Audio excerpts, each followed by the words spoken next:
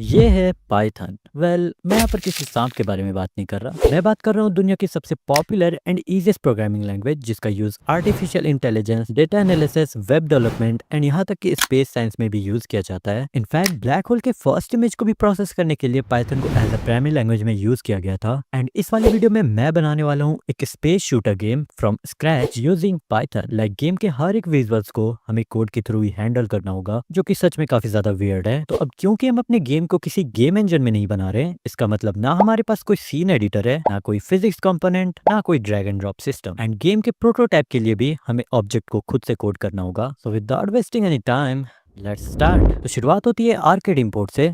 Wait, what is arcade? तो Python में game बनाने के लिए हमारे पास दो ओपन सोर्स फ्रेमवर्क मिलते हैं। फर्स्ट पाई गेम, जो काफी ज्यादा पुराना, कॉमन एंड जनरल है। रेंडरिंग के लिए ये यूज करता है सिंपल डायरेक्ट मीडिया लेयर। इसकी कम्युनिटी काफी ज्यादा बड़ी है। It means you have vast number of tutorial and documents. Downside की बात करें तो ये मोस्टली सीपीयू बेस्ड है, तो हेवी सेन में ये थोड़ा स्ट्रगल करता है। दूसरा ऑप्शन है हमारे पास आर्केड लाइब्रेरी। ये कंपेरेटिवली न्यू एंड मॉडर्न है, जो कि 2016 में ही रिलीज हुआ था। रेंडरिंग के लिए ये यूज करता है ओपन प्लस पिगलेट, मतलब ये जीपीयू एक्सेलरेटेड है। एंड परफॉर्मेंस की बात करें तो ये क्लियरली पाई गेम से काफी ज्यादा बेटर है। प्लस इसका एपीआई काफी ज्यादा क्लीन एंड सिंपल है। एंड दैट्स व्हाई हम अपने गेम को इसी में बनाने वाले हैं। तो क्योंकि हमारे पास कोई सीन एडिटर नहीं है, तो सबसे पहले हमें एक ब्लैक स्क्रीन इनिशियलाइज करना होगा, ताकि हम अपने गेम को विजुअली देख सकें। तो स्क्रीन के width, height and title decide करने के बाद मैं आर्केड को एक ब्लैक स्क्रीन रेंडर करने को बोलता हूँ। एंड कोड रन करने के बाद हमारे पास एक ब्लैक विंडो आ चुकी है। एंड अब हम अपने प्रोग्रेस को इस विंडो में देख पाएंगे। 1% डन। नाइस। नाउ अब बारी है इस ब्लैक स्क्रीन पे अपने स्पेसशिप को रेंडर करने की। जैसा कि हम जानते हैं कि हम किसी गेम इंजन में नहीं है, तो हम किसी भी चीज को डायरेक्ट ड्रैग एंड ड्रॉप नहीं कर सकते हैं। एंड इसीलिए हमें एक प्लेन को रेंडर करने के लिए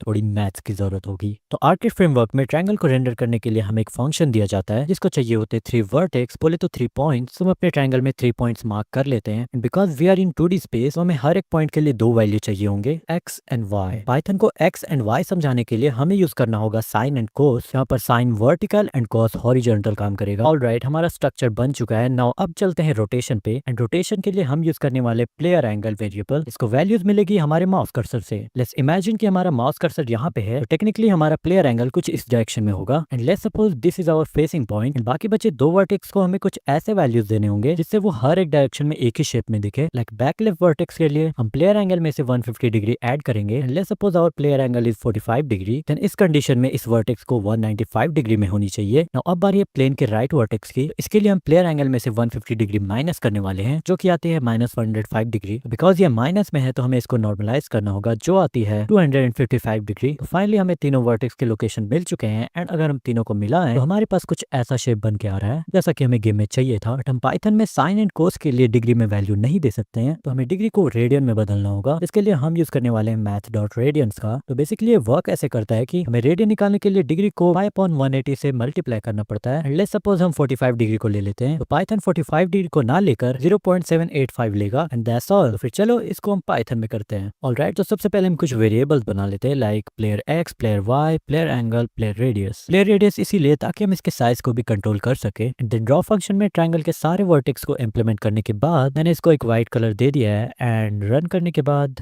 हमें कुछ ऐसा सीन देखने को मिल रहा है, जो कि बिल्कुल सही है। बट अभी हमारे स्पेसशिप में मूवमेंट एंड रोटेशन नहीं है, तो फटाफट से उसको भी इंप्लीमेंट करते हैं। ऑलराइट, तो स्टार्ट करते हैं मूवमेंट से, जो कि हर एक गेम की तरह WASD से कंट्रोल होगा।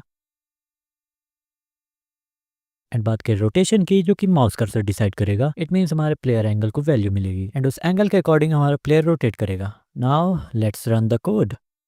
And as you can see, हमारा रोटेशन काफी अच्छे से वर्क कर रहा है। And if we press the WSD key, then movement is also working fine, easy. Now अब हम ऐड करने वाले हैं फायरिंग सिस्टम, जिससे प्लेयर बुलेट फायर कर सके। तो उसके लिए मैं एक बुलेट क्लास बना लेता हूँ। एंड कुछ शूटिंग सिस्टम डालने के बाद नाउ अब हमारा स्पेसशिप फायर भी कर सकता है। I know it's looking very dirty, but last में हम इन सभी को अपने कस्टम मेड एसेट से रिप्लेस कर देंगे। नाउ अब बारी है एनिमी की। तो एनिमी के लिए मैं सबसे पहले एनिमी क्लास बना लेता हूँ। एंड उसको स्पॉन करने के लिए मैं कुछ एरिया डिफाइन कर लेता हूँ, like top, right, bottom and left. तो इस एरिया से एनिमी स्पॉन होंगे, एंड ये बिल्कुल रैंडमली होगा। देन इतना करने के बाद एनिमी स्पीड एंड एनिमी को ड्रॉ करने का वही लॉजिक लगा देते हैं जो हम प्लेयर के साथ लगाए थे। कलर को सेट कर देता हूँ ब्लू, ताकि ये प्लेयर से डिफरेंट लगे। एंड देन कुछ मूवमेंट ऐड कर देता हूँ, ताकि ये प्लेयर को चेस करे। ऑलराइट, तो अब हमें गेम में एनिमीज दिखने चाहिए। Let's play.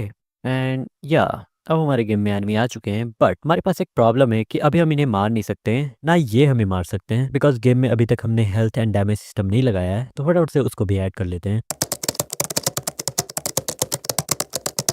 ओके, तो गेम में मैंने हेल्थ एंड डैमेज सिस्टम के साथ साथ स्कोर सिस्टम भी ऐड कर दिया है ताकि हम अपने गेम में स्कोर्स भी देख सके एंड जब भी हमारे साथ एनिमी कोलाइड करेंगे तो वो मर जाएंगे एंड उसके साथ साथ हमें कुछ डैमेज भी पड़ेगा like a ship blast. But हमारे पास एक प्रॉब्लम है जो कि ये एनिमी एक बुलेट में ही मर जा रहे हैं, जो कि बिल्कुल भी अच्छी नहीं है। नाउ अब हम ऐड करने वाले हेल्थ बार एनिमीज के ऊपर ताकि हम उनके हेल्थ को भी देख सके। ऑलराइट, तो सबसे पहले हम हेल्थ बार ड्रॉ कर लेते हैं जो कि रेक्टेंगुलर शेप में होगा एंड उनमें कुछ लॉजिक्स इंप्लीमेंट करने के बाद हमारे एनिमी की हेल्थ सिस्टम रेडी है। ओके, सो ये वर्क करना चाहिए एंड इनको शूट करने के बाद जैसे कि तुम देख सकते हो अभी इनकी हेल्थ भी नजर आ रही है जो कि काफी ज्यादा अच्छा लग रहा है। बट गाइस गेम में मजा नहीं आ रहा है, तो क्यों ना गेम में एक न्यू टाइप के एनिमीज ऐड किए जाए जो कि लाइक हमारे जैसे फायर भी कर सके। ऑलराइट, तो इस एनिमी को हम रखने वाले रेड कलर में एंड देन मैं ऐड कर देता हूँ कुछ shoot functions, player chasing and कुछ एनिमी बुलेट सिस्टम से एनिमी फायर करने के बाद वो बुलेट हमें लगे और हमें कुछ डैमेज जाए।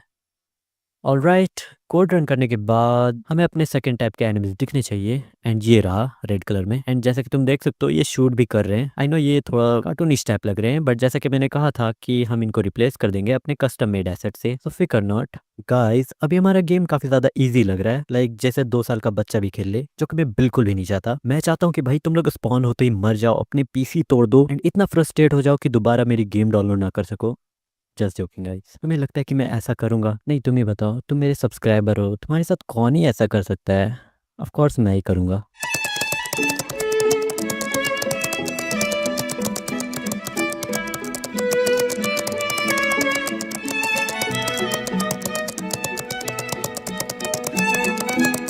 ऑलराइट, तो गेम में मैंने पार्टिकल सिस्टम भी ऐड कर दिया है जिससे एनिमीज बनने के बाद उनसे कुछ पार्टिकल्स निकलेंगे। बट उसके साथ साथ मैंने कुछ और भी ऐड किया है, बॉस फायर। एंड ये 2 तरीके से फायर करता है, एक तो नॉर्मल जो तुम्हें 50 हेल्थ डैमेज देगी एंड दूसरा जो तुम्हें वन शॉट कर देगा लिटरली।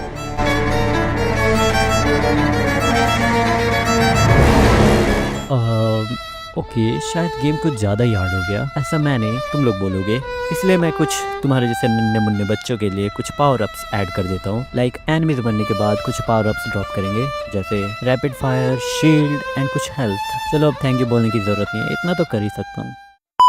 ऑलराइट, तो गेम में हमें कुछ पावर अप्स स्पॉन होते हुए दिख रहे हैं, तो ये तुम्हें 2 तरीके से मिलेंगे, एक कि ये कहीं भी तुम्हें गिरते हुए नजर आ सकते हैं एंड दूसरा एनिमीज मारने के बाद। वेल, तीनों पावर अप्स की बात करूँ तो रैपिड फायर जब भी तुम्हारे पास आएगी तो तुम्हारी फायरिंग स्पीड बढ़ जाएगी एंड बात करें शील्ड की तो वो तुम्हें 14 सेकंड तक सभी एनिमी से बचा कर रखेगी सिवाय बॉस के, क्योंकि वो तुम्हें वन शॉट भी कर सकता है एंड जब भी तुम हेल्थ कलेक्ट करोगे तो वो तुम्हारी 50 हेल्थ इंक्रीज कर देगी। ऑलराइट, तो गाइस आई थिंक सब कुछ रेडी है, now it's time to replace all this things with our custom made assets. Alright, तो बैकग्राउंड की बात करें तो मैं यूज करने वाला हूँ ये वाला बैकग्राउंड जो कि एक साईफाई स्पेस फील दे रहा है